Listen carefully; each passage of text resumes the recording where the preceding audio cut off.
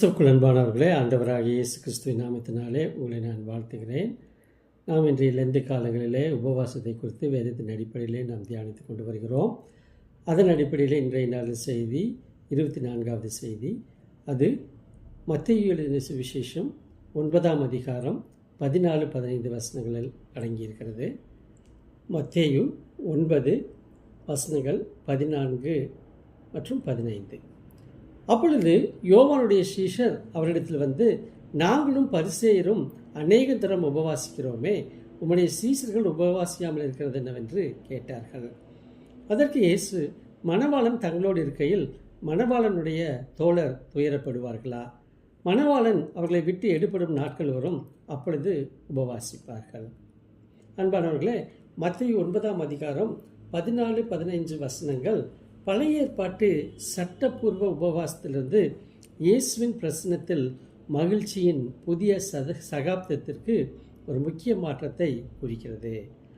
அவரை மணமகனாகவும் அவரது வரவிருக்கும் மரணத்தை எதிர்கால உபவாசத்திற்கான நேரமாகவும் அடையாளப்படுத்துகிறது.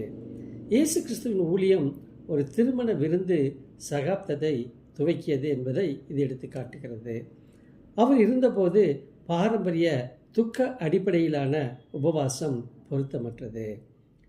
அன்பானவர்களே, இந்த நாளில் இந்த வேத பகுதியின் மூலமாக 4 மிக முக்கியமான ஆவிக்குரிய காரியங்களை நாம் கற்றுக்கொண்டிருக்கிறோம். முதலாவது, மணவாளனின் முக்கியத்துவம். மணவாளனின் முக்கியத்துவம். இயேசு கிறிஸ்து தன்னை மணமகனாக அடையாளப்படுத்துகிறார். இது ஒரு வரப்போகிற மேசியாவுக்கு உருவமாகும். இது தேவன் தம் மக்களுடன் இருக்கிறார் என்பதை குறிக்கிறது.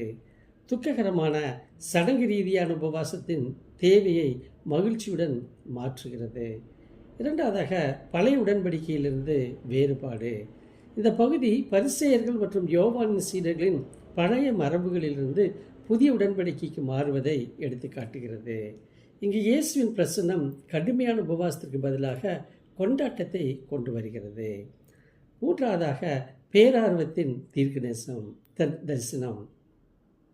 மணமகன் எடுத்துக்கொள்ளப்படும் நாட்கள் வரும் என்று கூறுவதன் மூலம் இயேசு கிறிஸ்து தம்முடைய சிலுவை மரணம் மற்றும் மரணத்தை மறைமுகமாக தீர்க்க தரிசனம் உரைக்கிறதை பார்க்க முடியும். துக்கம் மற்றும் உபவாசத்திற்கான ஒரு குறிப்பிட்ட எதிர்கால நேரத்தை நிர்ணயிக்கிறார். நான்காவதாக, உபவாசத்தின் நோக்கம்.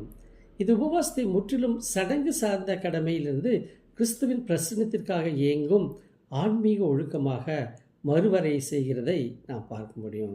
எனக்கு அன்பானவர்களை, இந்த நாட்களில் நம்முடைய உபவாசம் எப்படிப்பட்டதாக இருக்கிறது என்று சோதித்து பார்க்க அழைக்கப்படுகிறோம். ஆமென்.